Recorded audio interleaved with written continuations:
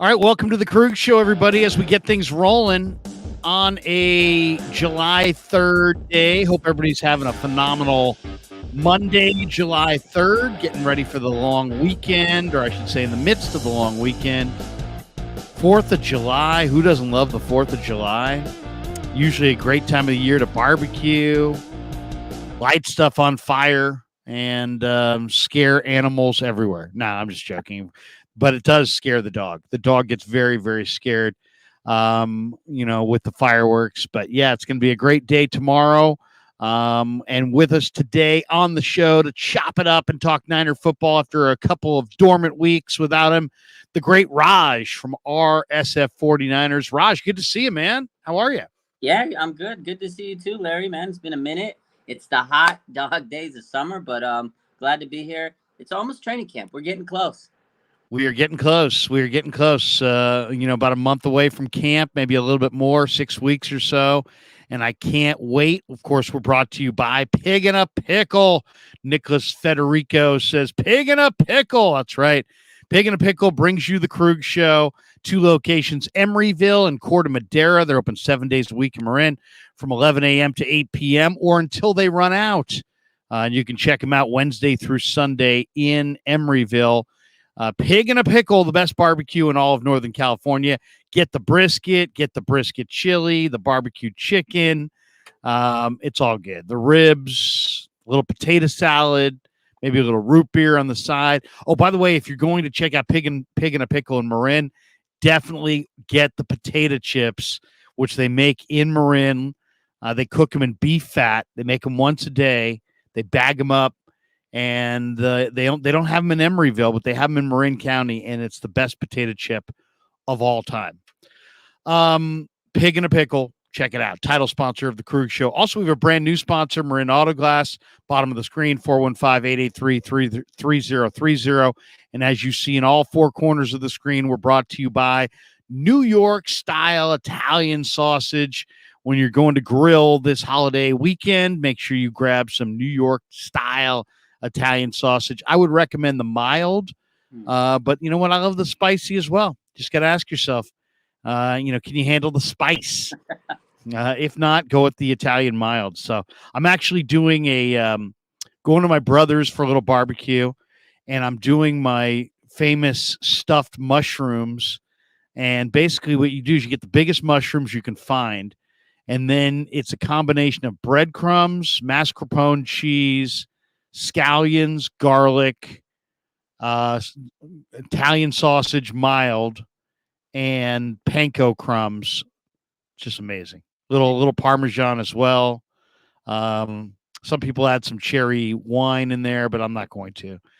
So there you go. I make the stuffed mushrooms. I stuff them all real high, and it's just absolutely unbelievable, Raj. I mean, truly unbelievable. It sounds amazing. Honestly, every time we start our show, I'm like hungry for the next hour until we're done. We'll start it up with all the food. It sounds good, man. I gotta have to try it sometime. Have you noticed most American holidays surround a bunch of people sitting around eating? 4th of July, we barbecue, and there's all kinds of appetizers, and it's like an all-day deal. Then you light stuff on fire. Thanksgiving, I mean, you get up early, you're watching maybe the Macy's Day Parade, a little bit of Lions football, you're cooking turkey, you're eating all day. I mean, Christmas is not a whole lot different in most families than New Year's Day is very similar to that. Halloween, we go door to door picking off candy. I mean, we're eating fools around there is no holiday almost where it's like, we don't really eat anything. It's basically a big food holiday. Yeah, you gotta love food. Food brings people together, brings families together, and we're all gluttons, I guess. We love food, man. There you go. And we'll finish with some food talk at the end here. One super is before we get rolling here. G Code Travels Vlog POV.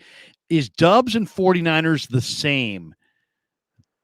Dubs need C, 49ers need Dubs need a center, 49ers need right tackle help.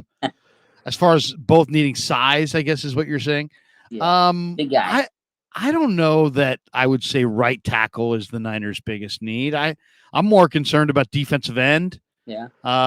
behind Bosa and Drake than I am about right tackle. Honestly, I think Colton McKivitz is going to hold it down. I know everybody's worried because they didn't go and get a big, crazy signing at right tackle. The 49ers every year have proven they got guys that they develop. They bring them through the pipeline.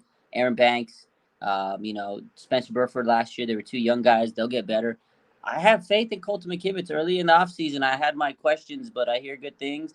I'm with you, Larry. I think that defensive end's a bigger need than right tackle, maybe depth wise, we have to see if anybody gets hurt on that starting line, then yeah, you got some depth issues.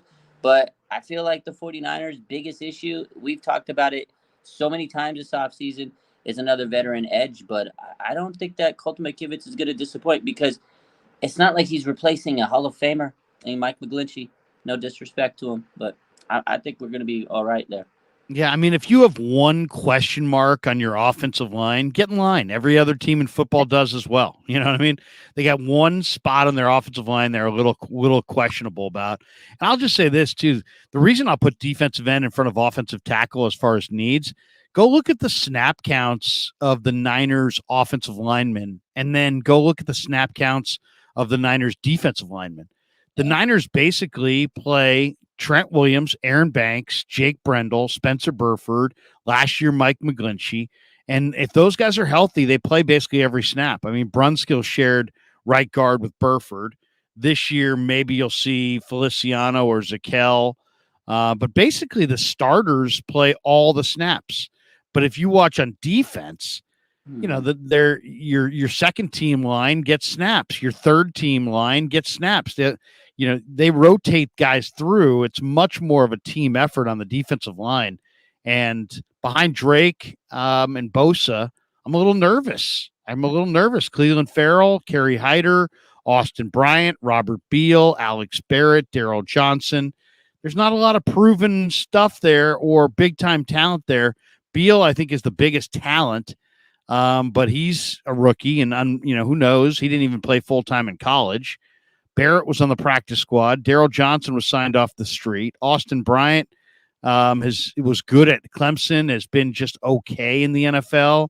Cleveland Farrell was a top 5 pick, and I think most people view him as a draft day bust with the Raiders.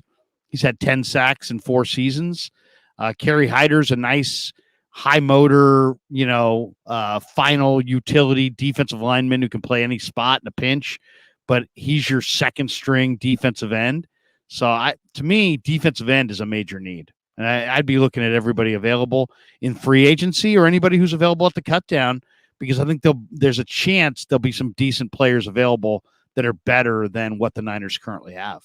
No, absolutely. I agree. I think the way I look at it is I feel like they didn't bring in as much talent to that position that they lost than compared to what they lost, right? Because they lost Ebukam, they lost Omanahu, 2 really solid guys last year that were big time contributors on that defensive line. And like you said, they're a team that they do use a frequent rotation. They don't just keep a couple guys out there. They rotate. Now again, they did bring in Javon Hargrave, but you don't want to just throw him out there and get him tired. You need to give him some reps where he's taking some time off too. So, and that same thing, Bosa, there's going to be a lot of pressure on Drake Jackson. So who's going to really step in that role and help? Because Ebukam played a lot, Menahu, they're not there. I agree with you, Austin Bryant and Cleveland Farrell. I'm sure that Chris Kasurk will have them have career years because he usually does that. But can we expect them to go out there and replicate what we've seen over the last couple of years with the guys that they're missing, and Jordan Willis too. So it is, to me, a position that I still have questions on. Offensive line, you nailed it, Larry. Pretty much their whole offensive line is intact, starting line. One guy, and that one guy, I'm pretty sure 90% of the fan base is happy he's gone. So I don't think it's big of a loss. And they have really good backups. Through the years they've developed. Like you said, they brought in Feliciano. That was a good free agent signing. He can start. He can be the Dan Brunskill type guy. And then you have Nick Zakel and Jason Poe and a lot of these young guys that are ready to take that next step. So I'm okay with the offensive line. And the other issue is, can Drake Jackson be the guy we all expect? Because everybody's sitting here saying he's going to be amazing this year. It's the second year. He played 11 games last year. Can he take a huge leap? It's a lot of pressure on him. That's all I'm saying.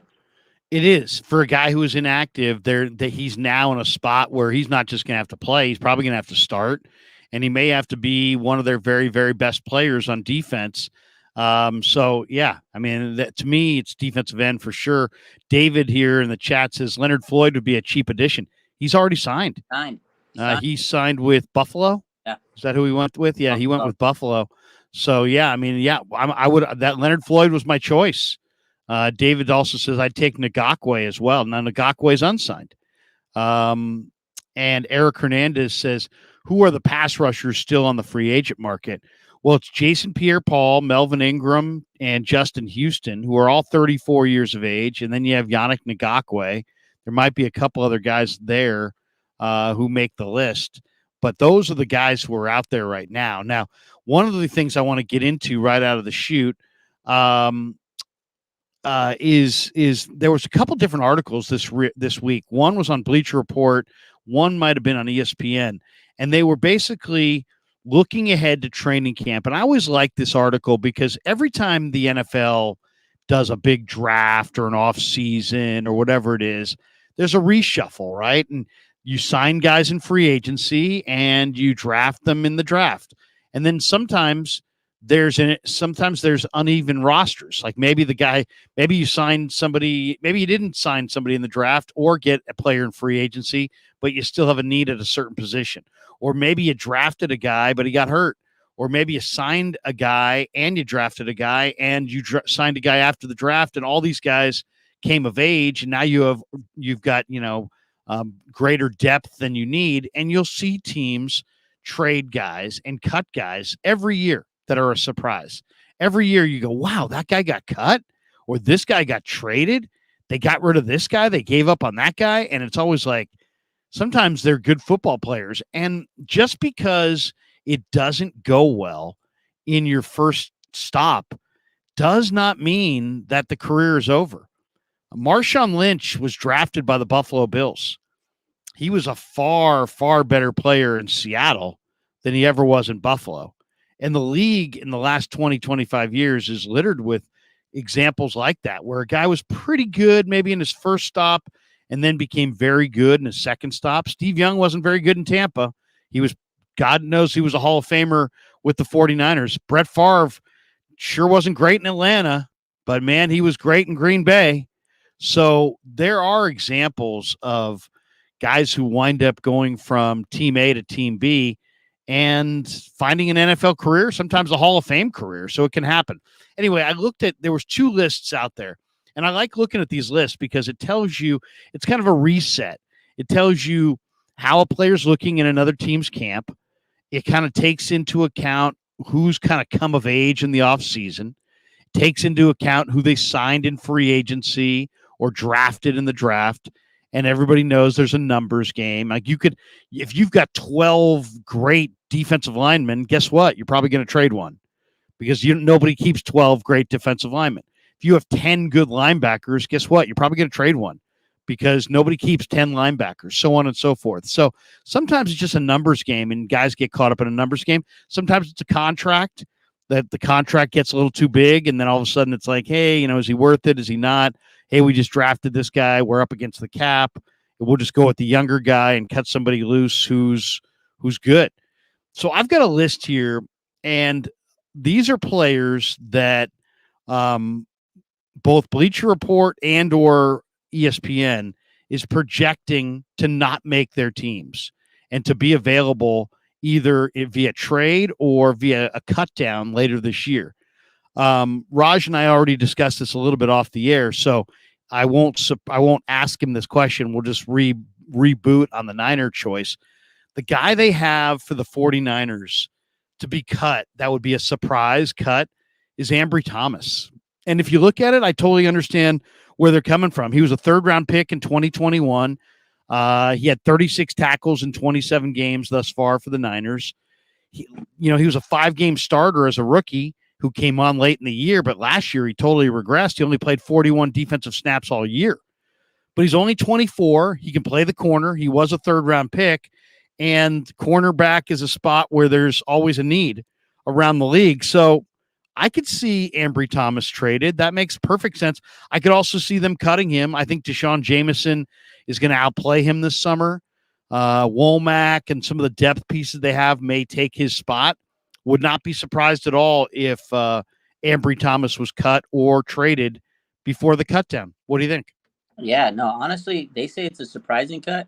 I don't think it's a surprising cut to me. I like Ambry. I think he has talent, but he did regress last year. He went from being the savior of the season with the interception against the Rams, and then last year he didn't even make the starting roster, and he was having a hard time, finding opportunities yet last year. He didn't really do much on special teams either. So with this year, there's a lot of depth. They brought in two cornerback. They brought in two defensive backs, right? Luther in the draft. They brought in actually three: Miles Hartsfeld and Isaiah Oliver. Three guys. You got Diamond Lenore, who's expected to become a solid starter with this team. You got Mooney, obviously, and then the guys you mentioned. There's just a lot of depth on this team, and I don't know if Ambry Thomas is going to be good enough to make it. I mean, this is his third year. It's make or break. The last 2 years at training camp, I didn't really see much of an improvement in my eyes. And again, it showed on the field because he never really got an opportunity last year. It wasn't because of injury. So it's unfortunate for him, but I do think that he will get cut just because there's so much talent at the cornerback position. And they've invested it. Womack, like you said, they brought in some guys this offseason in the free agency market. So it's going to be tough for Ambry. He really has to go out there and prove that he's gotten better. He's got to be out there and really separate himself from the other group of guys. And they're younger. They're going to be hungry. So preseason games are going to be very, very critical for the secondary. That's going to be a battle that I'm excited to see because there are so many good cornerbacks on this team, potentially, with the younger guys. So, yeah, I think they hit the nail on the head on that one. I could see him definitely getting cut. And maybe, like you said, he goes to another team and gets an opportunity, and maybe he could be a Hall of Fame player somewhere like Steve Young did. But I don't know. I just don't. Yeah, you don't. I mean, it's anything could happen. I mean, it's football. I mean, they could show up on the first day. Two guys could get hurt. Ambry Thomas could play great, and he could be a starter week one. I mean, that could happen, or he could continue like he did last year, not really playing and be cut easily, or he could be traded at the trade deadline if he played pretty well, but he got caught up in a numbers game. But if you're looking at the corner, Diamador Lenore, Charvarius Ward, Isaiah Oliver, I think those are your three starters. Then there's Darrell Luter Jr. You've got Samuel Womack, and then you've got in addition to that, you got Deshaun Jameson. So that to me, those are your six. Ambry would probably be number 7, but if there's even one injury, he might make it as the 6th corner. But then I also have Hartsfield getting cut in that scenario, and I don't know that he will. And you never know. I mean, you just never know how the thing's going to shake out. Quantrez Knight can play some corner. There's other guys who have played corner. Taylor Hawkins played corner at San Diego State, and there's always the chance to grab somebody else in a cutdown. Nicholas Federico says, Larry, ask Raj if he remembers the Trey Lance, is that Trey Lance TL cake my wife had made for our wedding rehearsal dinner. Was his jersey in fondue with cannoli cake inside? Sent it to Trey Lance, North Dakota teammate who sent to Lance. He loved it. Raj, can you fill us in on what Nicholas Federico is describing here? Just like you said, Trey Lance cake. They put in. He had like a 49er wedding, basically a 49er themed wedding. He went all out. And okay, cool, very cool. I like that. It was a big deal. I mean, that was like, if you want to say you're a Niner fan, you can't if you didn't have a 49er themed wedding. Shout out to the wife for allowing him to let this out. Most guys, the wife's like, oh, we got to have this and that, and then we got to have fountains, we got to have this swans. Yeah, I mean, oh, there was Trey Lance, jersey in the guy. That's how you do it. That's a true die. You better not divorce that lady. She's a ride or die right there. Seriously, keeper. That's a keeper right there. All right. So anyway, the list that I'm looking at has Ambry Thomas on it. So maybe Thomas winds up getting moved. But I've got 12 guys here. Now, they went around the league.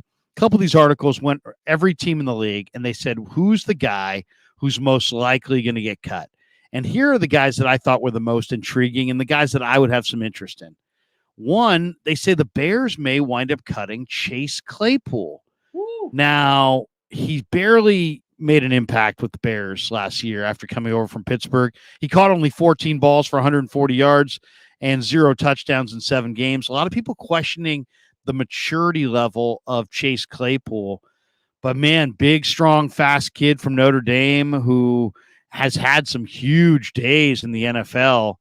I'll tell you, I like Chase Claypool. I know there's people saying he doesn't work hard, and that's obviously an issue. But maybe he doesn't work hard, or maybe is it just that he didn't get along in Pittsburgh or Chicago? I don't know. But if the Bears are moving off of Chase Claypool for a day 3 pick, I would absolutely. I know the Niners have a loaded receiving core already, Jawan Jennings, but Claypool is young. He's got huge size. I think he could be a red zone monster mismatch. I'm interested. I'm interested at the right price. Give me your thought on Chase Claypool. Yeah, I got mixed feelings on the guy because he had some good seasons, but you got to remember there was a lot of good talent, a lot of good receivers. He wasn't the number 1 option. But coming out of college, I was sold on Chase Claypool. I was like, oh my God, draft crush. I remember his combine. I was like, I got to have Chase. Got to get him on the Niners. Like, imagine what he could do with this team. So, I do feel that he does have poor work ethic. It's been pretty well documented. There was the time where he makes the boneheaded play, playoff, or cost him a playoff game, I think, or a berth to the playoffs. We all remember that. So Chase has had some bad moments. He is young. He still has talent. He's a big guy. In Kyle Shanahan's offense, I think, of course, he doesn't have to be the number 1 option. And when he wasn't the number 1 option in Pittsburgh, the guy thrived because he was getting a lot of wide open looks. So, yeah, he could survive and do well with the 49ers. Obviously, again, not having to be that top guy. And they'd forget about him, be a red zone threat. So, of course, I think he would help this offense. But personally, I'm not the biggest Chase Claypool guy. I think he does have, poor work ethic. And I think he's a little immature. He's one of those guys that cares about his social media fame, TikTok. Like, he's all about TikTok and doing kind of like Juju. Him and Juju are doing dances and going. I don't know. He's a little too immature for me, Larry. But is he a talented player that could help the 49ers? Absolutely. But I like him, but I understand the people pushing back. I mean, you're pushing back. Charlie Hicks is not a culture fit, to be honest. Yeah, Eric Hernandez says, did the Steelers miss out on Claypool? They usually hit on their wide receivers. Bay Area Baller says Chase Claypool is what Kyle wanted Jalen Hurd to be. I can see that. Slick 88 says Chase was talking crap about Kyle and the way he holds practices, so I don't think Kyle will want him. You're probably right. But man, I remember what he did early in Pittsburgh. I liked him at Notre Dame. Yeah. I think the Niners may have liked him in the draft. I don't know. I wouldn't trade anything significant for him, but I'd be interested in taking a look. All right, number 2 on the list. And here's another interesting one. What do you think of KJ Hamler, the wide receiver from Denver? Now, he's coming off an injury. He is kind of small. He's been hurt, but he's a vertical threat. I mean, we know Kyle loves speed at wide receiver. Hamler's got big-time wheels. I mean, the Niners don't really need another speed receiver. I like Danny Gray more than KJ Hamler, but I think Hamler is a good receiver whose best football is still coming if he's healthy. So that's an interesting one to me. That's the biggest thing is just the injuries. I always hate those guys with the injuries, but the guy has wheels, like you said. But hey, we got Danny Gray, man. Let's see what Danny Gray has. I know. I'm a believer in Danny Gray too. I will say this: if Hamler comes in on a flyer cheap deal, I wouldn't be mad about it. I'd go, okay, this is a nice little speedster. He can help with special teams. But I'm one of the people. I'm of the ilk of. I really hope that Danny Gray gets his opportunity this year and becomes that deep threat we need. But Hamler's not a bad guy. I think whoever gets him is going to get a solid player. As long as he can stay healthy, the guy's a very talented player. One other receiver. Now, they don't need another receiver, but there's a lot of receivers. It just kind of shows how many receivers are out there. Corey Davis with the Jets, who, Corey Davis is a damn good receiver, and he's big. When he's been healthy, man, he's nice. I don't know. I think Corey Davis has got I think he was like a top 10 pick when he came out of Vatech. I always loved his talent, and I just think that if you put him on a team where nobody's paying any attention to him, he could go off. I don't know. That's just an idea. He's, once again, I don't know if he's worlds better than Jawan Jennings at this point. And they have Jennings, and they're pretty deep at receiver, to be honest. Okay, a couple other guys. running back. Now they're really loaded at running back, but you know what? You can never, it's like you're loaded at running back until you have injuries, and then it's like, oh, you don't have a running back, and then it becomes really crushing. They're saying that Joe Mixon could get cut from the Bengals, and Wow. that Clyde Edwards-Helaire could get cut from the Chiefs. Mixon, I don't have interest in because I've seen the video of him punching his girlfriend in the face, and to me, that's kind of a deal breaker. But Clyde Edwards-Helaire is, I think, I loved him at LSU. I may like him more than I like TDP, as far as LSU running backs. I'm just saying, if they got to a deal where they had an injury at running back, I would definitely pull the trigger on a trade for Clyde Edwards-Helaire. I mean, I understand why Isaiah Pacheco is the number one guy in Kansas City, but I think Edwards-Helaire's got game. Yeah, Clyde Edwards, I mean, the hype around him when he was coming into the draft was out of control. This guy has talent. I don't know, for whatever reason, he just hasn't really I think it was just too much hype. That's what it was. But he's been a solid player. Had a little injuries here and there with Kansas City, little, setbacks, but it's a good player. I mean, in Kyle Shanahan's offense, are you kidding me? He wouldn't have to be the number one guy. He could come in, tote the rock a little bit. I like him better in TDP too. And you're absolutely right, Larry. The 49ers, they have a great running back system. I mean, CMC, we know about all the other guys, but every year we sit here and they're scouring the waiver wire for running backs because they always end up getting hurt. I hate to say it, but, Elijah Mitchell, great player, can't stay healthy. Jordan Mason, Jordan Mason, that's the guy I think that's really going to become running back 2 this year. Behind them, bring in Clyde Edwards-Helaire if you need. I wouldn't. Oh my God, he'd be amazing. I think I don't. It's a numbers game. You got to see what you got. But if you have any kind of injuries or if Elijah Mitchell's hurt again, absolutely, I'd pull the trigger on, because I think it would only take about a day 3 pick to get him. Yeah. All right, what do you think of this one? A lot of people say they like McKivitz, but the former Cowboy, current Bengal offensive tackle Lael Collins may get cut, and they're saying that Jonah Williams, who didn't want to move from left tackle to right tackle, is now finally embracing right tackle, and Lael Collins was at right tackle. He's not old; he's still like 27, 28, huge talent. Hasn't really fulfilled his potential, but God knows he's a big talent. Would you go for a Lael Collins to bolster that right tackle spot? Oh, absolutely. Are you kidding me? If again, if Mike McGlinchey was the person that you need to replace, and some people are still on the fence with Colton McKivitz, you bring in Collins, who's a legit pass protector. I mean, your offensive line. Look at that. You have Trent Williams on one side and Collins on the other. There's no way anybody's getting through those sides. There's just no way. And then you have Burford and Banks, who are just going to get better and better and bigger and stronger. I mean, hey, I'd be all over for that one. Yeah, heck yeah. Here's another name that I think is really interesting. You took Javon Hargrave away from the Eagles. They're saying Derek Barnett of the Eagles, the defensive end from Tennessee, may get cut. It says at first glance, this may look stunning. Derek Barnett recorded at least 20 pressures from 2019 through 2021, and then he tore his left ACL, ended his 22 campaign in week 1. He only makes $3.1 million, so he's inexpensive.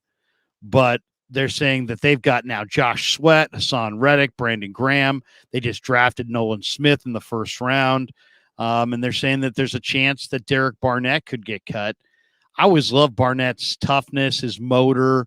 I mean, I'd have to see exactly how he works out off of the ACL. I wouldn't sign him without finding that out, but I'm interested in Derek Barnett if he's out there, and if he's even a reasonable facsimile of what he's been prior to the ACL, you could be getting a really nice player. I mean, because of the injury, you'd probably get him very, very cheap, prove it deal. But I'm of the ilk of I'm gonna pass on someone that has the torn ACL. Trent Baalke loves him. I don't. I'm gonna. You're steering clear of the ACL crowd. I'm gonna steer clear of that one. What do you think of this one? The Notre Dame kid, Adetokunbo Ogundeji, the edge rusher for Atlanta. He was a 5th-round pick in 2021. He started 27 games over the last 2 seasons, but the Falcons have kind of retooled. They added Calais Campbell, Bud Dupree. They drafted Zach Harrison out of Ohio State. that already joins the mix that they already had, which was Lorenzo Carter, Arnold Ebiketie, D'Angelo Malone. And they're saying that this kid, Okundeji, may slide off the roster. He's another Notre Dame guy, big 6'7" edge rusher.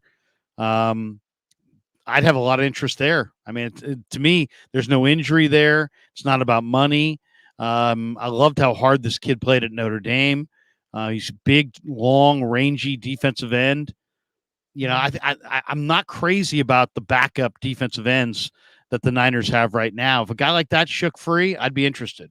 Yes, that's the guy. Why he's healthy compared to Barnett, like you said. This guy, this to me has a Chris Kasurik, like, what's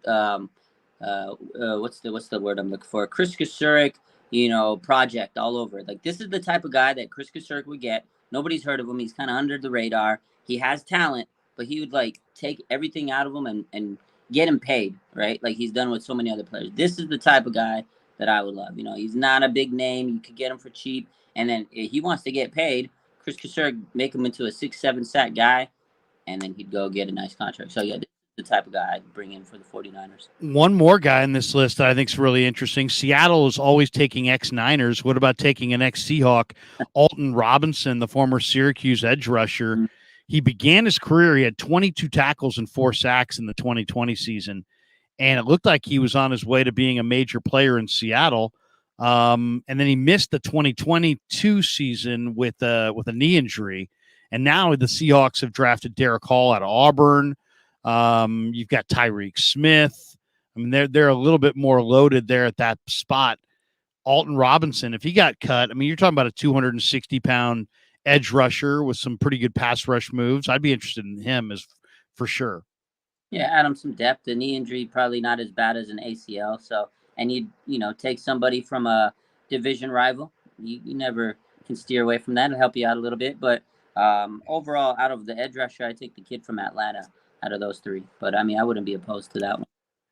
There's a couple more names on this list before we jump topics. One is, if they want more depth on the corner, they're saying Arizona's going to cut Rashad Fenton, who I've always liked. He played at South Carolina.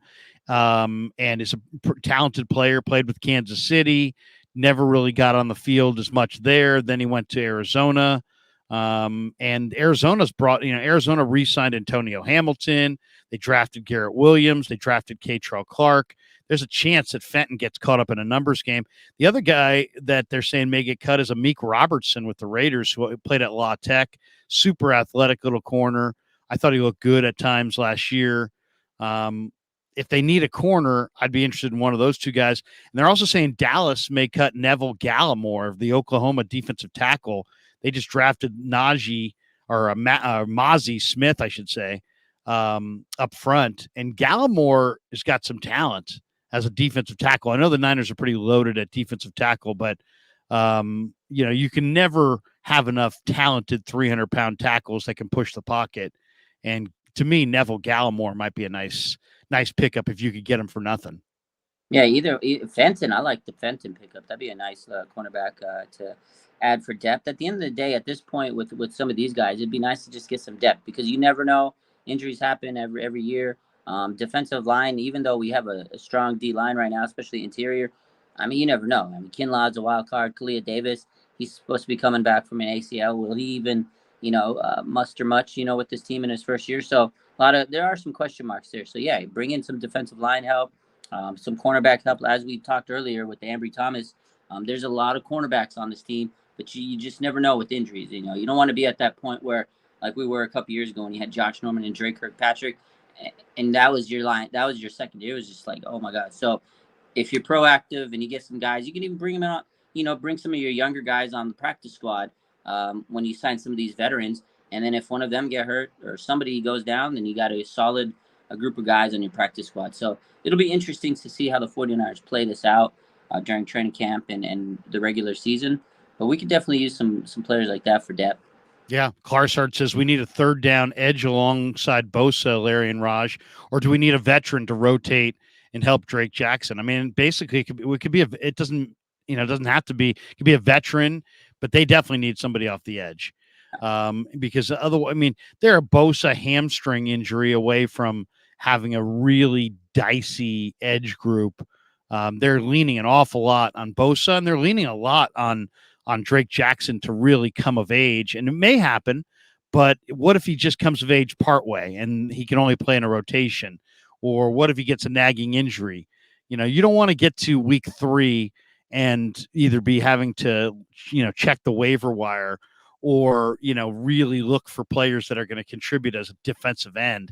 But that's where they're at because they gave all their money to Hargrave, and so they kind of lighten the depth on the outside, and they lost some good players. I mean, Jordan Willis, Menahue, Ebukam, those guys are all starter caliber guys, and they're, I don't know that the guys that they brought in to replace those guys are of the same caliber.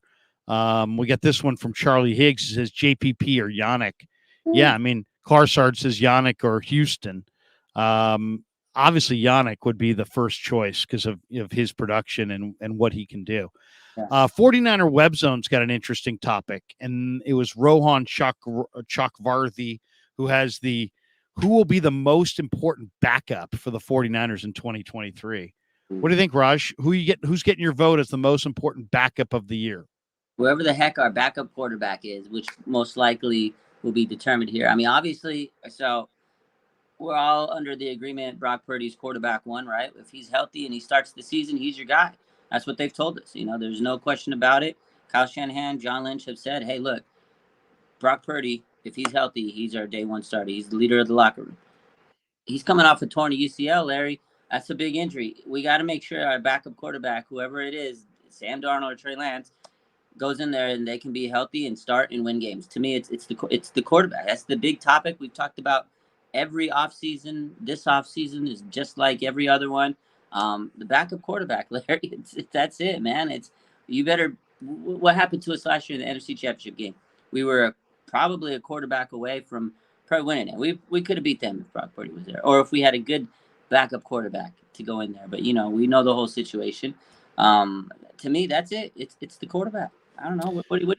Well, not every year are you going to go through every quarterback. I mean, I'm hoping that the 49ers start with Brock Purdy and he's healthy all year. And they, like a lot of teams, they stay with one quarterback all year. I would say the most important backups are the backup offensive tackle. Who's that third tackle? I mean, you got Trent Williams and you got Colton McKivitz. Who's the third guy? Is it Matt Pryor? Is it Jalen Moore? Is it Leroy Watson? Is it Gutierrez? Do you sign a Lael Collins? Do you kick Zakel out to tackle? I mean, that to me is a concern. Who is the third tackle? Because your third tackle is an important spot, especially with McKivitz stepping in at right tackle. I think adds more importance to it.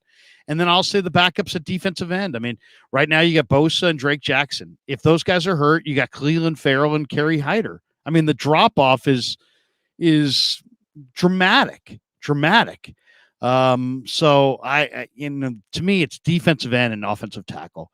If you have who's your backup, because you're going to play your backup defensive tackle, your defensive ends.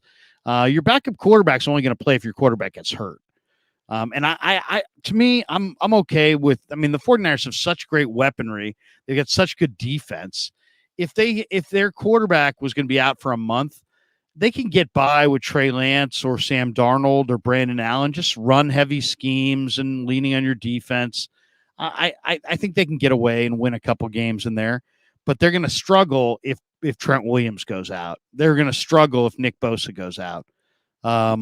So those are the spots for me. It's backup offensive tackle and it's backup defensive end. Let's talk about Brock Purdy. He was in Jacksonville working with the same coaches that he worked with after Iowa State, but before the draft, that helped him find an extra 5 miles an hour on the fastball. He's coming off the elbow injury.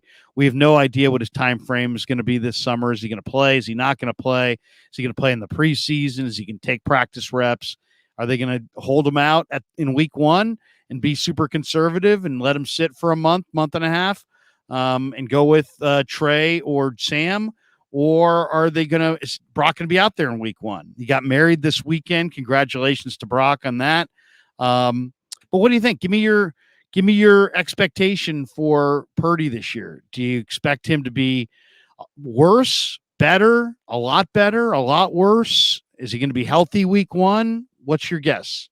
Yeah, that's the big question again, because he's coming off such a tough injury, and there's not a lot of quarterbacks that have, had this injury in the NFL. Unfortunately, it's a baseball injury, right? He had torn UCL, and there's a lot of questions of will he come back 100%, and will he regress because of the arm velocity? We talked about that. A lot of people have. I think he'll at least come back and be the same, but you got to remember, there's a lot of expectations, and that's kind of what I was saying in terms of the backup quarterback, because Kyle Shanahan has not really won traditionally with his backup quarterback. So that's the issue is, if he does have a setback, or if he is hurt, or if he's not the guy that he was last year, there's a lot to prove with Trey Lance and Sam Darnold, right? Can Kyle Shanahan win games with a different quarterback? We have so much talent, but we've seen it every year when CJ Beathard, Nick Mullins, all these guys have come in. They haven't been able to win games. Last year, all of a sudden, this guy, Brock Purdy, comes in, wins 8 games in a row. Holy crap, we lose our mind. The offense goes crazy. That's the expectation, is to at least come back and pick up where you left off, take this team to the Super Bowl. That's the expectation. He should have, what he did last year. He needs to prove that it wasn't a fluke. If he comes in and he's, obviously teams are going to have, 8 games of film to study on him, but he has to come in and show that he can still, make those reads that he was doing last year, play, escapable football. He was running out of the pocket and creating on his own. It was fun to watch. But he's got to be able to show that he can do that again this year. And that was last year. Is just wasn't, a one-hit wonder. That to me is the expectations for Brock Purdy. But it all depends on if he is truly healthy this year, and that's really good. What is going to be determined in the next couple of months of, is he 100% healthy? And from what we've learned so far, from what we've heard, he's progressing well. He's where he needs to be, and we won't really see until he starts taking, contact. He starts putting the pads on, because right now he's throwing the ball. There's no pass rush coming. We hear great things. Obviously, they're going to say he looks great. He's coming along, but how is he going to be when the pass rush comes to him and he's in a live game? That's what we're really going to see. But I expect him to at least pick up where he left off last year, Larry, and take this team to the Super Bowl, because we have such a great, talented roster. And we talked about this a couple months ago, or a couple weeks ago. Brock Purdy was great last year. I mean, the numbers speak for themselves. I remember you posted all the big stats. Like, he was top 5 in almost every big category, and he was a rookie. You expect players to get better as they, they get stronger. They learn the game more. The game slows down for them. They review the film. So, yeah, other teams have film on him.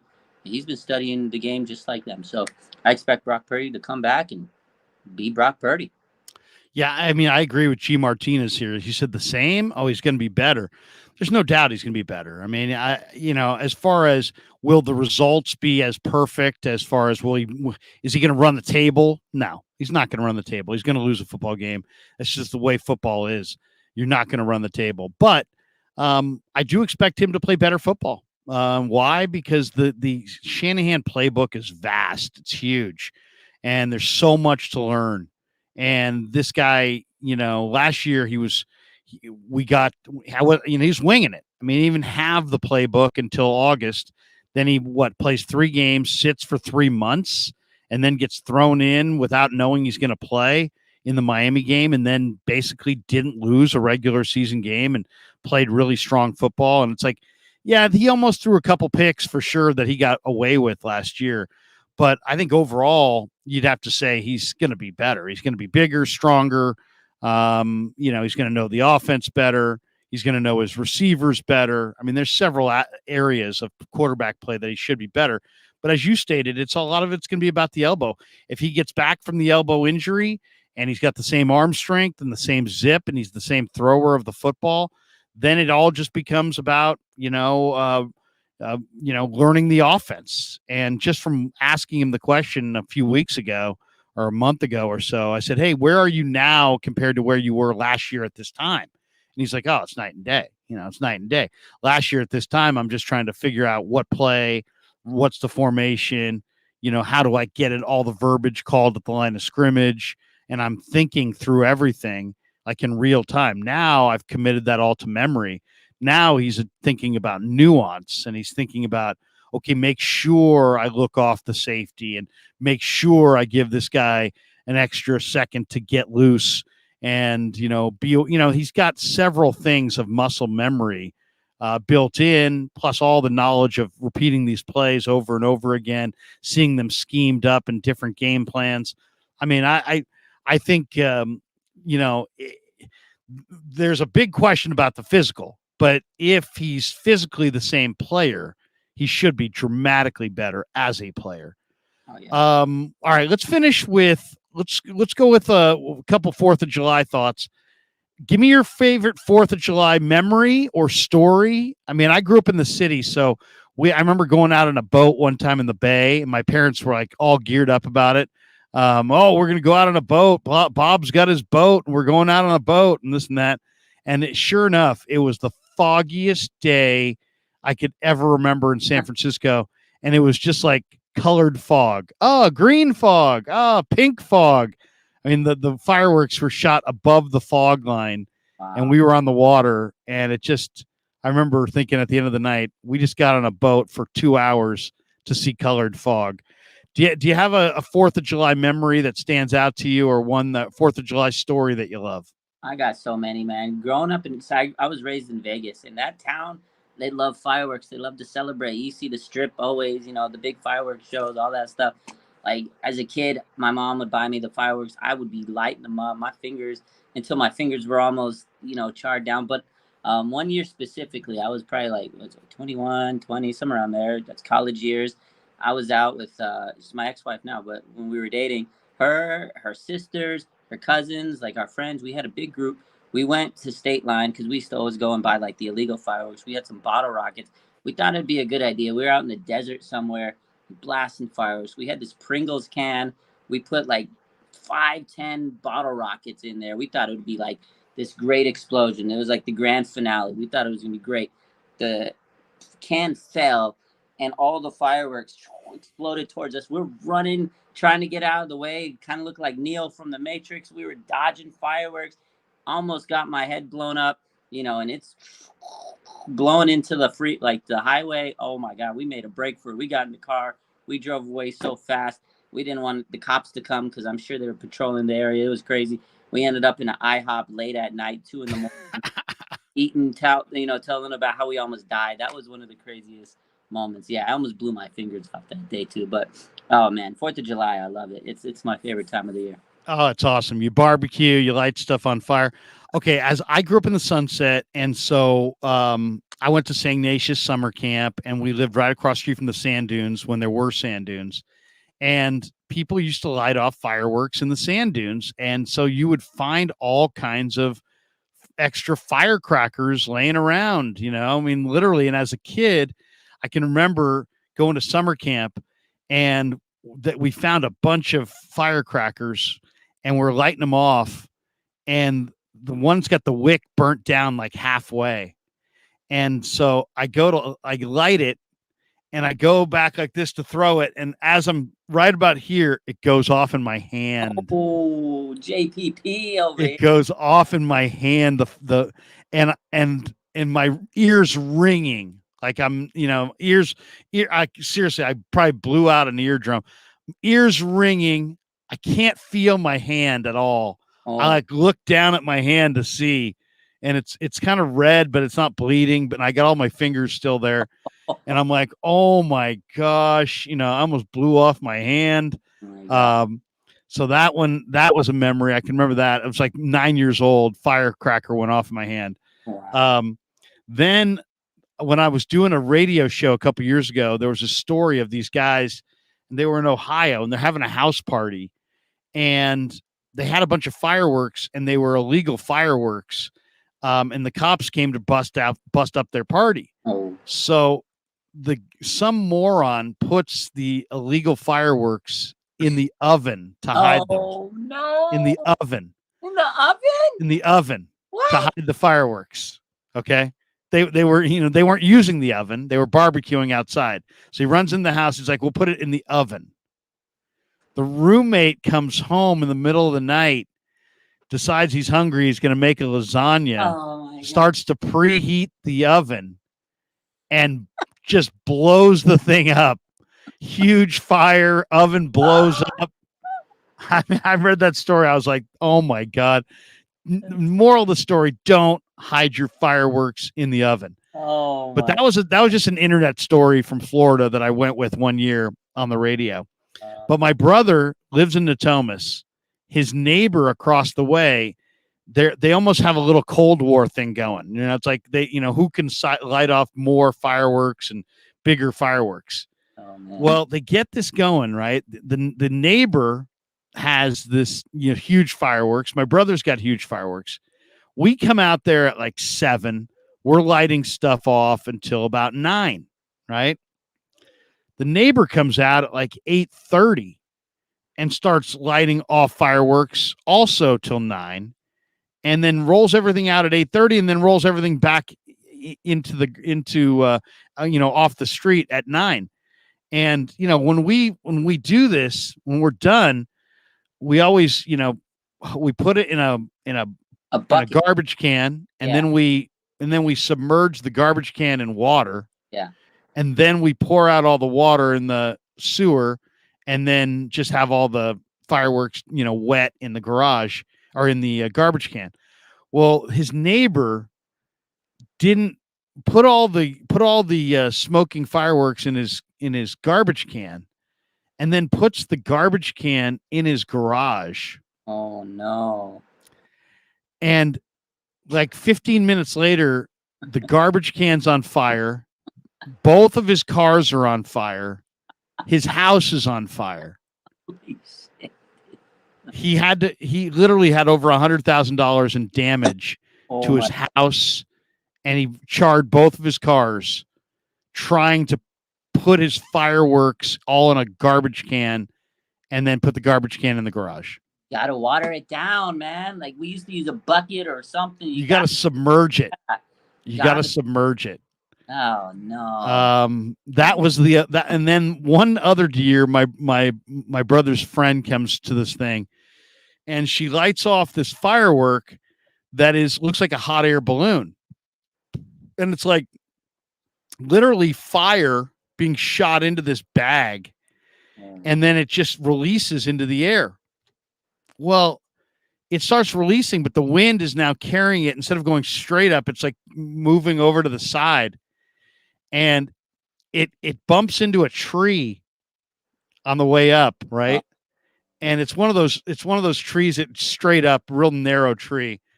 It wasn't like had branches leaning over. So it gets up into this tree, and I just gasped. I couldn't believe it. I'm like, oh, because I'm like this. It was just literally a fireball in the air, but it bounced off the tree and kept going upward. Otherwise, that tree could have been a major problem.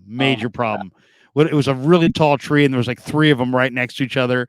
They're all in the backyard. It's like, oh my God. So all I would say, the moral of the story is barbecue, have a few drinks, have some fun, get in the pool, try to beat the heat, but stay safe. Yeah. You guys stay safe, because there's, anytime you're dealing with, and the kids love to light the fireworks. Oh man.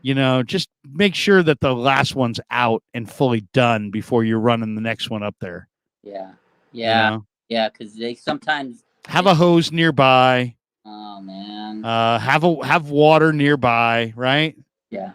You got to have a plan, because I mean, seriously, we've all seen the repercussions of the fire gone wrong.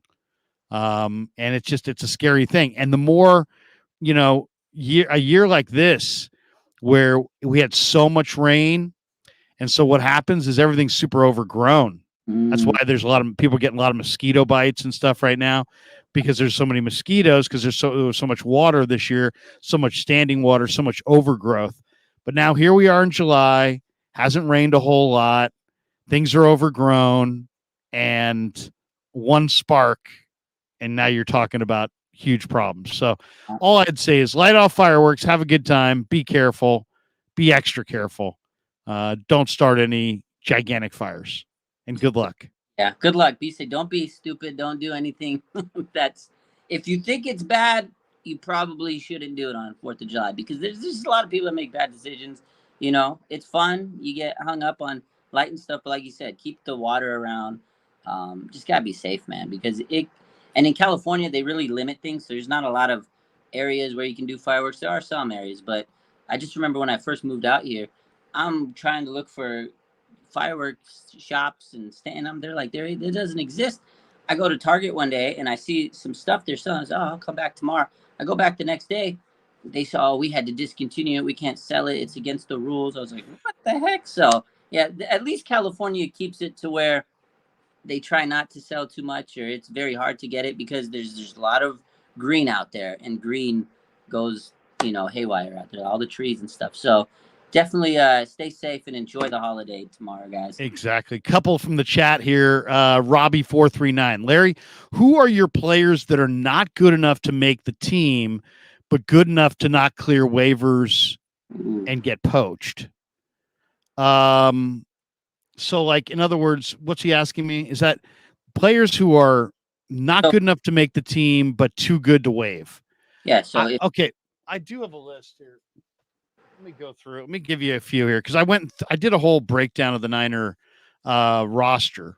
A few, and I basically went through and I've got the guys who have making the team, the guys who are cut, and then of that group, I had some guys who are too good to cut, but would be trade candidates. So to me, those would be Jawan Jennings. I don't know that Jawan Jennings is going to make the team. I mean, you got Ayuk and you've got Debo, Danny Gray, Ray, and then those four guys I think make it for sure. And then it's a matter of who gets the possession receiver spot between Jawan Jennings, Tay Martin, and Ronnie Bell and Willie Snead. It's probably Jawan Jennings, but not for sure. I mean, Ronnie Bell could take that job. Tay Martin could take that job. Wow. So I think Jawan Jennings potentially could be a trade candidate. I'll give you another one here. I think any quarterback that doesn't make it is a trade candidate. Why? Because there's no chance. I mean, if you're of this mindset that the 49ers are going to have Brock Purdy, Sam Darnold, and Trey Lance as the starters and Brandon Allen on the practice squad, think again. It's not going to happen. Brandon Allen, if he makes the roster, Brandon Allen made $800,000 last year. The NFL minimum $750 this year. The Niners signed him to a contract of just a shade over $1 million. If he doesn't make the team and he's on the practice squad, he makes $207,000 max if he's not active for any game day. So he's not going to sit. He's not going to go. He's either going to be the Niners' third string quarterback or second string quarterback, or he's going to ask for his release and he's going to sign somewhere else. Only if every other team in pro football doesn't want Brandon Allen as one of their top three quarterbacks will he go to the Niner practice squad as their fourth. And when you look around the league at the list of the number three quarterbacks, there's very little chance that Brandon Allen, who was number 2 in Cincinnati last year, won't get at least a number 3 job somewhere. But if you get right down to it, let's say Brandon Allen plays well. Let's say Trey plays well. Let's say Brock plays well. Maybe they'll trade Sam Darnold. He's got the 12th highest cap figure on the team, and he's not one of your 3 best quarterbacks. It's possible. What if Brandon Allen plays great and Purdy's healthy and Darnold plays great, but Trey plays just okay? You may see Trey traded before the end of the thing. Trey's a top 5 cap hit on the roster. And then, one of the things I suggested, and people were like losing their mind over it. I'm like, well, what if the Niners decide they like Trey long term, but they've also decided that he's not their number 1 or number 2 guy this year? At that point, if Trey wants to still be here, would they sign him to a long-term extension for lesser money and try to lower the cap hit? Would he be amenable to that? Every time he's been asked about would he want to be a Niner or be elsewhere, he says, I want to be a Niner, but I think he's assuming he's going to start. If indeed he's really raw and isn't ready to start or be the number 1 backup off the bench, then who knows? Maybe they will renegotiate his deal. I'd hate to move off of Trey Lance because I'm really confident that Trey Lance is going to be a good player, but I'm not confident it's going to be this year. And if I were the Niners, I would try to figure out a way to get beyond this cap hit that he's going to bring this year, next year. And see if he really wants to be here long-term and he's committed and you really want to have him here long-term to develop him, but then I would consider it. And the only way Trey's going to be up for that is if there's nobody willing to let him play now. And if there's no team that wants him to play right now, then maybe he would be open to some kind of long-term extension that lowers the cap number. We'll see on that. Other guys that I could see being traded, Javon Kinlaw, Demetrius Flanagan Fowles, Ambry Thomas, and Zane Gonzalez. Those would be the guys that I think all, don't make the team, but some other team may give you a day 3 pick for them. Yeah. I think Kinlaw, especially Kinlaw. I had Kinlaw.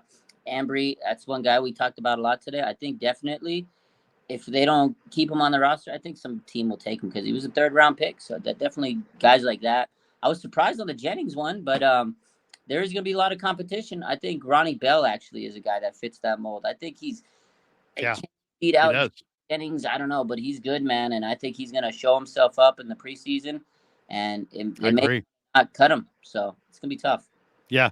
Last one, Joey Chestnut does his Coney Island contest, hot dog eating contest. I don't know what's more impressive, the fact that Joey Chestnut can eat like 70 hot dogs, or that guy before him can chug like an entire gallon or barrel of lemonade, ice cubes and all. I mean, seriously, how big is your throat if you can pour down like lemonade with like 10 ice cubes in there? And you can just swallow them all. You're just, I mean, what the? That just seems ridiculous. All right. If you had to be involved in a mass eating contest of some kind, pick your food. What are you eating? And how many of them can you eat? In what frame of time? Honestly, I could probably eat I could eat pizza all day, man. I could sit there and just eat pizza all day. So give me a couple boxes of pizza. We'll see how much I can take down. But really, or some chicken wings, man. Football food, right? Football food, chicken wings, man, with some ranch.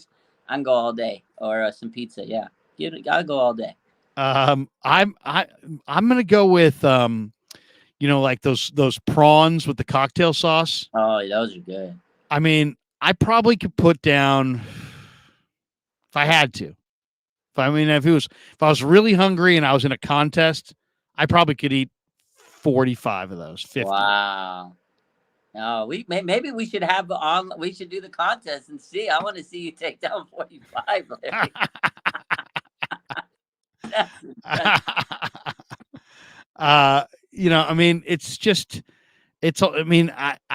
Hot dogs, they wet the bun, they slide them down, they're not even chewing them.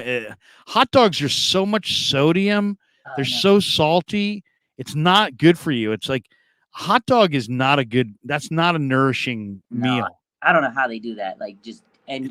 Chestnut just goes down with, and like you said, the water, that to me is absolutely gross. And then before him, you had Kobayashi. He would just shake them down. I don't know how they do this, man, but I could never eat that many hot dogs. Maybe 2 max.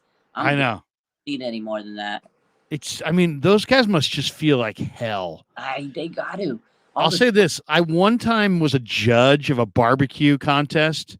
And so all I had to do was eat just like a bite of everybody's barbecue.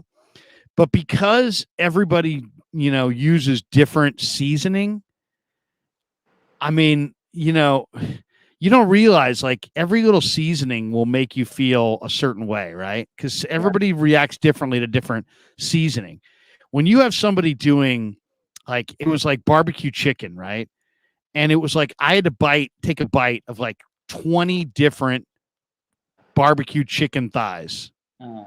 All right, Raj, it was fine. I wasn't eating the whole thing. It wasn't like I was eating the entire thing, but I'd have a bite and then write down a score and have another bite, write down a score. But at the end of that day, I felt like hell, absolutely hell. And I was talking to my mom at the time, and she's like, "Oh yeah, you can't eat that many different kinds of, combinations of spices. Stuff in your stomach, yeah. You can't if you take, if you have 5 spices, okay, that your odds of having a stomach ache or let's say X. If you add 5 more spices, different spices, then you add 5 more spices. You potentially could have eaten like 100 different spices." Yeah. with Yeah. eating one bite of 20 chicken breasts or chicken thighs. Oh, man. I'm like, Mom, you don't understand. I thought I was going to die. I was sitting there and I was just like, I felt like hell. Oh, Hell. And it wasn't like a full feeling. It was just that feeling of like, I don't know. I mean, it was just too many spices, and Raj, I would just, if it sounds like it's one of those things that sounds good. Hey, man, you want to judge a barbecue eating contest? Yeah, I'll do that. sounds great because you probably Sounds great. food, but when you have that much different, yeah, no, it's too much. No, or if you're gonna do it, have everybody have like the same ingredients. Yeah. Because somebody's gonna put allspice, somebody's gonna put nutmeg, somebody's gonna put cayenne pepper, somebody's gonna put pepper flakes, somebody's gonna put this seasoning, somebody's gonna put that seasoning, Italian spices, Italian parsley, diced cilantro. I mean, whatever. Now you think about all the different stuff that goes into like one barbecue recipe, and then think of 20 different barbecue recipes, and just having days, Larry. Toilet for days. It must. I mean, I thought I was going down, man. I thought I was going down. I was so bad that I was asked about it. It was a radio deal, and I was asked about it by my co-host the next Monday. And I, instead of just saying, "Yeah, it was great," I'm like, "Dude, I was down for the count. I felt like hell." It was like I got a complaint from the sponsor. Oh my God, Larry's on the radio bad mouthing our contest and this and that. I'm like, I'm not bad mouthing your contest. I'm just saying I wasn't feeling good. You telling them how you felt. They asked you a question. Yeah, I mean, what do you want me to freaking lie? They're like, yes, we want you to lie. Oh, I mean, it was so bad. It was so bad. I've never felt that bad. And not only that, it lasted. It lasted for like 6-7 hours. I'm just sitting there. Oh my God. My wife's like, what's wrong? She's like, I food. She's like, what, you want to have dinner? I'm like, no. I go, I'm overspiced. I'm overstuffed. I just feel like hell on earth right now. Did you ever do another eating contest ever again? Never again. Never again. Yeah. I'd rather eat, like, I'd rather be in a binge eating contest of the same thing than be in a, try 20 different recipes of barbecue. Too much. Too much. Good thing. Yeah, it's too much. Somebody says Wingstop wings are better than Buffalo Wild Wings. I'm a Hooters man myself on that front. Okay, those are good. Wingstop, I agree with the comment. Wingstop clears Buffalo Wild Wings. I agree. I could eat, like I said, I could sit here and go to town on some some Wingstop. Like I'll go I'll DoorDash the Wingstop like on game day. That thing's gone. I know I don't look like I eat, but I could take care. You can put it away. I put it away. Yeah. I went to a wedding once and there was like an entire table full of prawns and cocktail sauce. And I probably had 20 of them in the course of like 3 hours. I probably had 20, 25 of them. Yeah, just sitting there, just powering down these things. Are good, man, with the cocktail sauce, it's like candy. Oh, it's just, and it's not spicy. I mean, I'll also say this: if it's good sushi, like I can, not fish necessarily, but like shrimp, like a well-made shrimp California roll, with a little wasabi, a little soy sauce, I could probably hit that. I could probably I'd probably put away a ton of that. Yeah, I love sushi. I take my daughter all the time. We'll get the big spring rolls and stuff. I could probably down a couple. Those are good. Or even like the pot stickers. Those things, I could eat those like, I don't know, for some reason I could eat like 20, 30. I never full off those things. I could just like bring them in, keep them coming. Appetizers all day. Oh, seriously. The appetizers, that's what I'm doing tomorrow. I'm going to make some stuffed mushrooms, a couple appetizers. Raj, what do you got cooking for the rest of the weekend? You get a couple days off? You going back to work on Wednesday? What's your week like? We're still working. I've been working. I did a little bit this morning. I saw some patients, but tomorrow I got like a half day of work and then working the rest of the week. I stay busy. I stay working. I can't just not work. So, but in a couple of weeks, I'm gonna actually be in Disneyland. So I think it's the 24th. I won't be on the show, but I'll be in Disneyland. Disneyland itself or California Adventure? Both. We're gonna do both. We're gonna hit both parts. You got a little hopper pass. Make sure you get some good shoes on. Oh, I got good shoes. I got some new shoes, and then I got the Genie Pass. so I don't waste my time in the What's line. the Genie Pass? Oh my God! If you go to Disneyland, you pay $25 extra. It's a Genie Pass. I don't know if you've seen it, but you basically cut in front of the line, so it allows you to basically every hour or so you go through the app and it tells you where you can go to the front of the line. You press it, boom, you go to the front of the ride. Indiana Jones. Okay, next you do that ride. Oh, I want to go to this ride. Boom, press it, and you go to the front of the ride. Let's go on Space Mountain, front of the ride. So you don't have to wait in those crazy lines. I basically rode every ride. Last year we went, I got the Genie Pass. Middle of the day, I rode pretty much everything I needed to ride, and then you can just relax the rest of the day, go eat food. It's pretty. I will say this: do not, if I could give any advice at all, I would say do not have lunch right before you go on Space Mountain. Yeah, I agree with that. Space Mountain, for those who don't know, and it's been there for a long time, so it's like I'm not telling anybody anything they don't know, but it's blind. It's 100% blind. You don't know.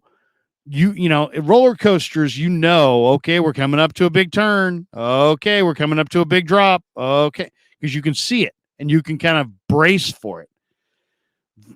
Space Mountain, it's ripping you left, it's ripping you right, it's ripping you left, it's ripping you right. You have no knowledge of what's coming next. Love it. And so I had lunch right before going on Space Mountain. Oh. And when it was done, man, I was sitting there. I told my kids, they're like, yeah, we're hitting the Matterhorn now. I'm like, let me just sit in the shade. I think Dad thinks he's gonna yak. Yeah. I'm pretty sure I'm gonna yak. They're like, really? I'm like, yeah, we just had lunch and we just went to this gigantic, I mean, you might as well have been called the barf machine. I mean, it's like, seriously, it's the worst thing you could possibly ever do. Blind turns and you don't know, just tossing you around. And, oh my God, my stomach when I was a little kid, I could go on these things over and over and over again, never feel it. Now that I'm an adult, it's like, oh my God, the roller coasters really bother me. But that one was the worst. Worst. That's like my favorite roller coaster of all time. But that one is tough because like you said, you don't expect it. And blind. The whiplash and everything. There's certain you're right. As you get older, certain roller coasters, like we were on we went to Santa Cruz a little bit about a week or so ago. Boardwalk. We did the Giant Dipper. I hadn't rode this ride in so many years. That thing is chaos, man. At Santa Cruz? Yeah, it throws you. It's rough. It's a wooden roller coaster. Or afterward. Oh my God. Yeah, it's a great ride. It should be called the Whiplash. It should be called the Whiplash. My neck was rough. Oh, I know. That one is rough. That one is rough. Jimmy Kwan says, Larry, you ought to judge a barbecue cook-off at Disneyland and then get the Genie Pass and then go right on Space Mountain. Yeah. I'd be like that kid from Sandlot. He was dipping and swallowed the dip juice. Yeah, and he's barfing everywhere. There's nothing worse. Nothing worse. All right, Raj, good stuff, man. Have a great holiday weekend. Enjoy a little barbecue, a little time with the family. Training camp will be here before long, my man. We'll talk soon. Yep, I'll see you there. Enjoy your 4th of July. Be safe. Don't blow your fingers up. I love you. Take care. Take care, brother. There you go. The great Raj from RSF 49ers. He is fantastic. All right. Thanks to our sponsors, New York Style Italian Sausage, MarinAutoglass.com, 415-883-3030. We're also brought to you by Pig and a Pickle, the best barbecue in all of Northern California. Check them out. 2 locations there in Emeryville and Corte Madera. They're open 7 days a week in Marin County, Wednesday through Sunday in Emeryville. Pig and a Pickle.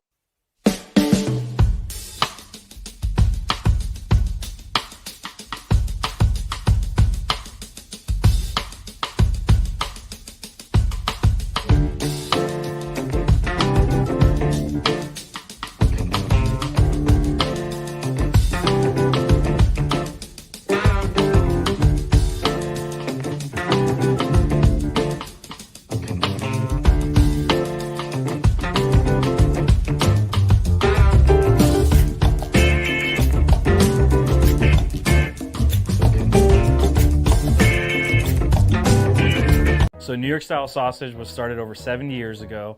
We are the largest producer of fresh Italian sausage on the West Coast. What makes our sausage in New York style is really the recipe came from back east, from New York, from Connecticut. If you look at all of our labels, there's maximum 4 or 5 ingredients, which we're really proud of. There's no preservatives, no MSG, fresh in, fresh out. The pork comes in fresh, goes out fresh. There's never any freezing throughout the process. We've always used fine quality cuts. We're never going to deter from that. It's one of the reasons why our sausage is so good. I guarantee you put our sausage up against anybody else's from a flavor standpoint, no one will beat it, hands down. Hey, do yourself a favor and do me a favor.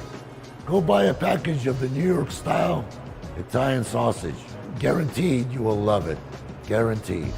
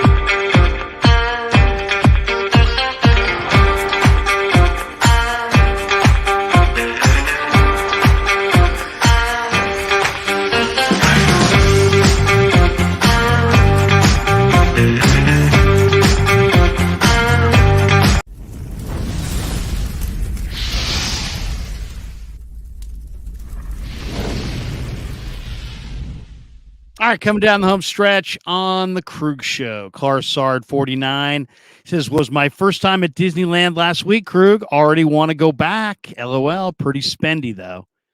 Yeah, it is. It is. It's like, isn't it like 160 or 170 to get in? So if Raj is talking about paying extra, that's probably $2. Figure you got 4 or 5 people. Now you're at $1,000. It's on the bucket list. You got to do it. But yeah, it ain't cheap. It ain't cheap. Nothing's cheap. What does it cost to go to a Niners game these days? $300? I mean, it's, entertainment is expensive. This just in. We got this one from Always Drip 805. I find it weird that adults go alone to Disneyland. Got to take your family, your kids, little cousins, someone. Not alone, though. I agree, but I'm not going to judge. But yes, I'll say what was weird to me is how many people that aren't handicapped are rolling around in the motorized, little rascals or whatever you want to call them. Isn't that supposed to be for people that can't walk? I mean, if you're just because you're fat, I mean, you're not supposed to be able to walk around in a car. I mean, my God. I couldn't tell you the number of people that were just like sitting there, just lazy, just didn't want to walk. Hey, just walk. Those little cars are for old people, elderly people, and handicapped people. If you're like 22 and you're just some fat ass, get your ass out there and walk. Stop using the car. I mean, my God, old people and handicapped people and old people. Those are the people that should be riding. Everybody else, I mean, if you can't walk Disneyland, you might want to, that might be a indication that something you got, overarching issues, let's just say. Come on. I mean, seriously, handicapped or 75 or artificial knee or, you just tore an Achilles. Otherwise, get out of the car, bro. Just start walking. I mean, I'm like looking at like 19-year-old kids in like decent shape, just rolling around in a car because they don't want to walk. Dude, just walk. You're going to, you'll be all right. Always Drip 805 says, LOL. Seriously, I agree with you, Larry. Thank you. Here's a question to ponder from Always Drip 805. Why do old people get Corvettes and then go the speed limit on the highway? LOL. Exactly. If you're buying a vet, you got to be at least 10 miles an hour over the speed limit. Now, not 20, not 30, not 40, but at least 10. All right, that's enough of my my statements before I get people mad at me. Charlie says, "How good have Beal and Waggy looked?" I haven't noticed Beal. Waggy's looked amazing, but you know what? I would say I always am a little bit cautious about being too optimistic before they put the pads on. The sport is played with pads. Anybody can look good in shorts and t-shirts and a helmet. It's a different deal when you put on the pads. Robbie439, Larry, do you think we have any try and sneak onto the practice squad players? Oh yeah, we already got that one. Appreciate that. Callie Young, what are you grilling tomorrow, Larry? Well, I'm hitting my bros, and I think he's doing hot dogs and hamburgers. So he's got an assortment of sausages and hamburgers. I'll probably go hamburger. But you know, sometimes he'll do chicken, steaks, but he's going hot dogs and hamburgers. We did that one already from Nicholas Federico. And Nicholas, thank you for the super chat earlier. All right, what do we got cooking the rest of the day? This warm day here in Northern California. First of all, let's do a check of the channel analytics where we're at. We're closing in on 20,000 subs, guys. Very excited about that. Where are we at for the moment? 19,626 subs. So we are closing in on 20,000 subs. We're going to get there before training camp. That was the goal. We made the goal at the end of the season. I think we were right at 10,000 at the end of the season. And I said, can we get to 20,000 before training camp? And I wasn't sure if we could, but we have grinded through, and we are on the verge of getting to 20,000 subs before training camp, which would be absolutely amazing. Then we'll set a new goal at the beginning of camp. I'm thinking maybe 35 by the end of the season. What do you think of that? Maybe pick up 15,000 in season. We got a lot of great stuff content-wise planned for in season. By the way, Marcelino McCrary Ball is going to join us this week on the channel. Fired up about that. Really enjoy Marcelino. Big fan of his game. So we're going to do a live stream with Marcelino at some point later on this week. So I'm looking forward to that. But yeah, 19,626. So if you're in the chat right now, hit like and subscribe and help us get to 20,000. That would make us very happy. If you go to thekruegshow.com, you can order merchandise. Everybody who buys anything, I'll send you a video. Vicky, I just sent you a video the other day. I hope you got it. Robbie439 says, Larry, is your son Kevin going to join you in the locker room this year? No, Kevin is the producer of my channel, but he goes to Cal Poly. He's a construction management major at Cal Poly. So he will be at Cal Poly. He will not be in the locker room with me this summer or this season. We are going to be doing later today on the channel. We're going to do a live stream, a little mailbag, and he's going to read the questions. So he is going to join me on the channel for the first time tonight, right around 5 o'clock. And then the Warriors go tonight against Sacramento. When the Warrior game is over, we're going to do a live stream I invited everybody. I think Red's out of town. Danny's going to be there. Baller's going to be there. Cy may be there.